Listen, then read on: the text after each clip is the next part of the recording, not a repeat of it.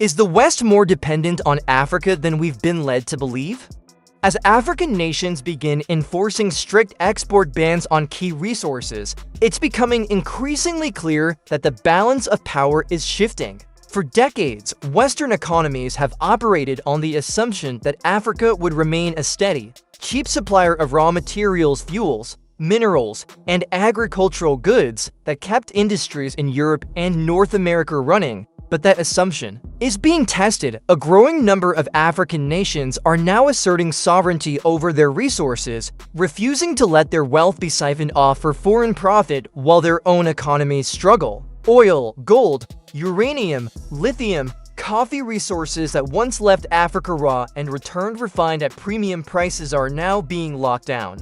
10 African nations have already imposed regulations and bans, forcing Western markets to reckon with.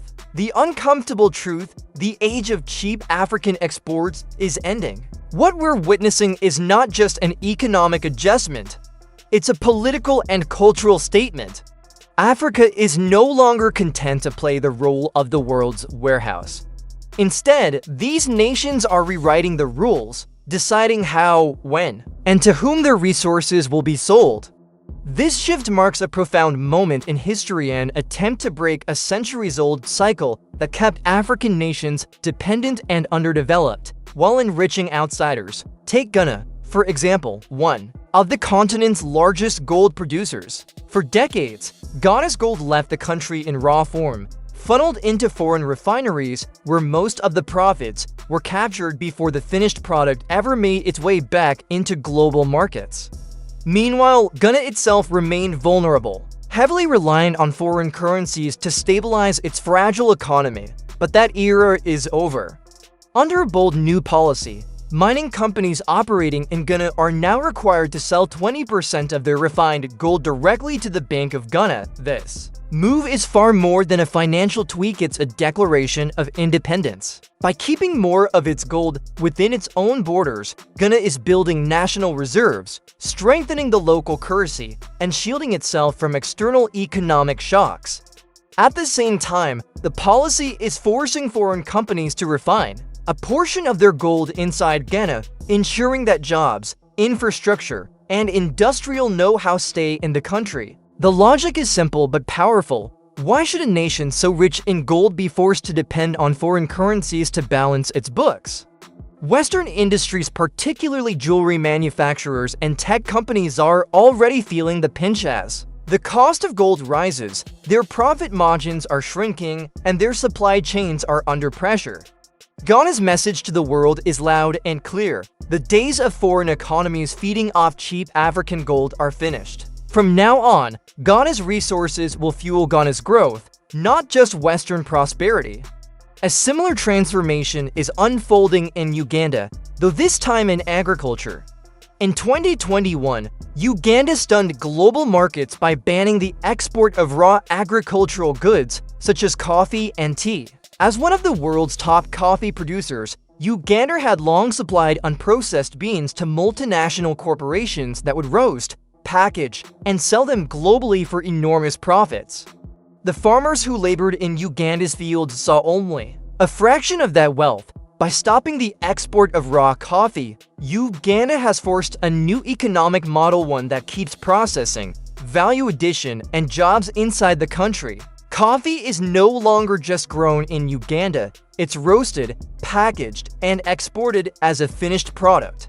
This ensures that more money circulates within the domestic economy while strengthening local industries. Beyond economics, the ban represents a shift in mindset. Uganda is refusing to accept the old model where it did the hard work while outsiders reap the rewards.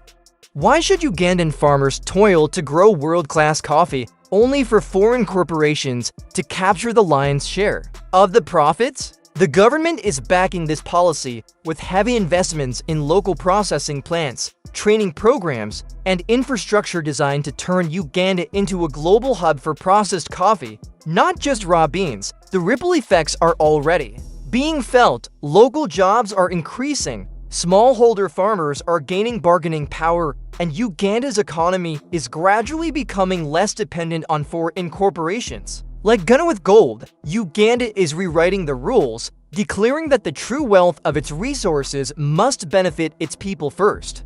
Uganda's agricultural shift, moving up the value chain. Uganda's policy didn't stop with a simple ban. It built the foundation for a new industry with government backing. Coffee roasting facilities, packaging plants, and distribution networks are being developed inside the country.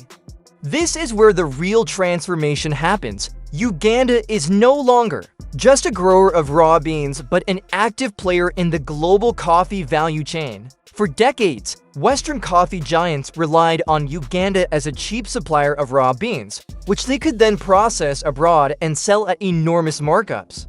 That system has now been disrupted. Those companies face a stark choice: either pay higher prices for finished Ugandan processed coffee or search for new suppliers, often at greater cost and logistical risk. Profit margins are shrinking and long-established supply chains are under pressure. For Uganda, the benefits are already visible. New processing plants mean more jobs for local workers, new training opportunities for youth, and higher incomes for farmers who now have stronger bargaining power. By moving up the value chain, Uganda is insulating itself from the volatility of global commodity markets and ensuring that more of the profits stay in Ugandan hands. It's no longer just a supplier, it is a competitor, a participant, and a stakeholder in the global coffee trade. Uganda's stance challenges the old assumption that Africa's role is to grow and ship raw materials for others to exploit. Instead, it is declaring, we can refine, brand, and sell our products ourselves, and we will. Gabon's log ban from raw forests to finished furniture. Gabon was one of the earliest African nations to take a stand against the raw materials trap. In 2010, it implemented a nationwide ban on the export of raw logs. Before the ban, Gabon's forests were fueling industries in Europe and Asia, where logs were processed into furniture, flooring, and construction materials.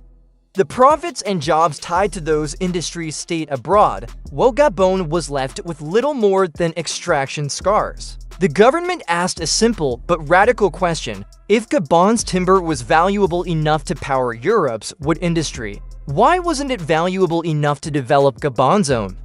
The log export ban flipped the script. Instead of shipping raw logs, Gabon invested in its own wood processing sector. Furniture workshops, carpentry businesses, plywood factories, and sawmills began to spring up, creating jobs and generating domestic wealth. What was once a one-way flow of value out of Africa became a cycle that nurtured Gabon's economy. The impact on European manufacturers was immediate. Deprived of cheap raw logs, companies faced higher prices for finished wood products. Supply chains had to be restructured and profits squeezed. But for Gabon, the result was economic diversification and greater sovereignty. The log ban became a model across Africa, proving that raw material dependence is not destiny. It was a statement of priorities. Gabon would no longer sacrifice long-term growth for the short-term convenience of foreign industries. The forests of Gabon now serve not just as an export base, but as the foundation of a domestic industry that belongs to its people. Niger's uranium restrictions, power and sovereignty. Few resources are as geopolitically sensitive as uranium, and Niger has long been at the center of that story. For decades, Niger's uranium fed France's nuclear power industry, which supplies the majority of French electricity. But the terms of this arrangement were deeply unequal. Uranium was sold at prices that benefited France far more than Niger, leaving the African nation impoverished despite holding some of the world's most critical energy reserves. That imbalance is now being challenged. Following a recent political shift, Niger has imposed tough restrictions on uranium exports, especially targeting its longtime partner France. This move has revealed a vulnerability that few in Europe wanted to admit. France's much-celebrated energy independence was, in fact, heavily dependent on Niger's uranium. As soon as Niger tightened supply, France felt the shock. Costs surged, power security was questioned, and European energy markets were rattled. For Niger, the restrictions are about more than just higher prices.